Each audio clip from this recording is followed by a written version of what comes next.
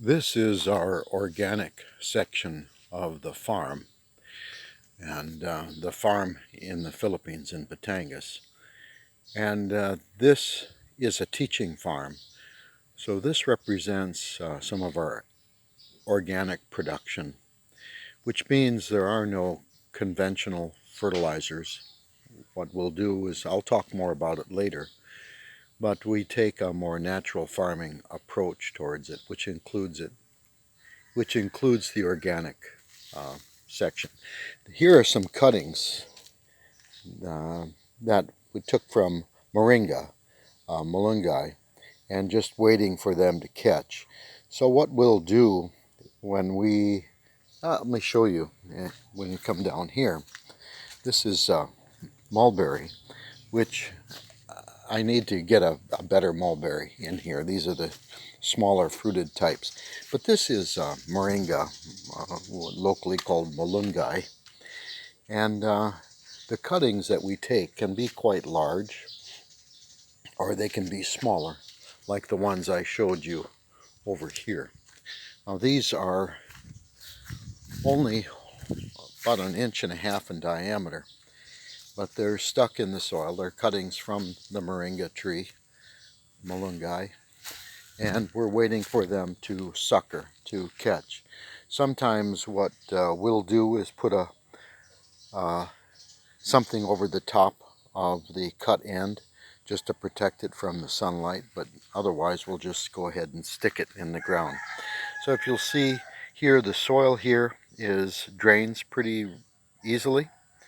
This organic production has rice hulls in it, and mixed into that soil along with the organic fertilizers. You can hear a rooster in the background.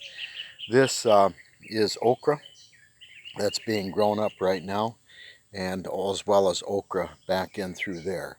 Then there's eggplant, and you can see they're in production right now. Again, I'm passing by a mulberry tree. Let me get out of the way here. There's some more of our organic in a raised bed situation, organic production. You can see here some of the fruit and the eggplant that's being produced. We will go ahead and rotate the crops in raised beds so that we don't promote any disease problems, which is extremely important. This is some more okra in some raised beds.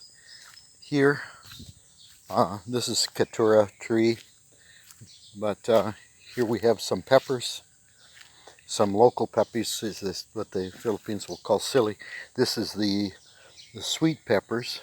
Excuse me, those are hot peppers, and we'll harvest them when they start to turn red. I think there's one, unless it's been harvested, that has, here's one that's turned red in through here, and this is what will be used in some flavorings and of some fruits, and also to give it some spice in some of the dishes, the local cuisine. They're fairly hot. They're not a sweet pepper. Back in through here are some more eggplants. This is a raised bed, but it's being grown under plastic. Here, this is grown without plastic. Here on eggplant as well. Again, rice hulls are mixed into the soil, and then natural fertilizers are being used in here.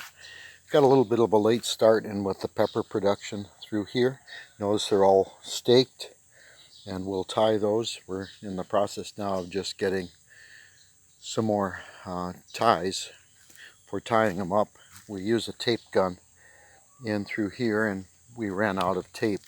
So we're going to be putting those up, and again, it looks like they'll need a little bit of fertilizer. We'll cut these back a little bit so they don't shade the plants. And that's our organic section over here. This is an area where we're just starting the rainy period now in June, and we'll be through it for the next 3 to 4 months, and that's our drainage channel through the farm to get water off the property. Some sweet potatoes back are growing in the organic section back through there. You can see some blue turnatilla that we use for coloring as a food additive. You can find some of our products online at Lazada, and you can also connect to me through my blog, Extreme Horticulture of the Desert, when I'm in Las Vegas, or Extreme Horticulture of the Tropics, either one. Again, in our organic section, pepper production.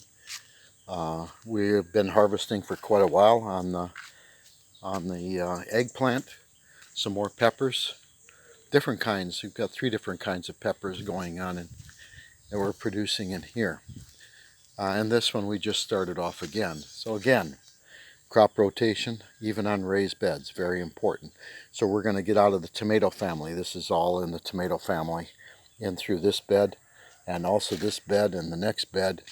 And the only one in this whole area that's not in the tomato family is that okra on the very end. And we can go ahead and put in some tomatoes in there on the next go around after we pull that okra.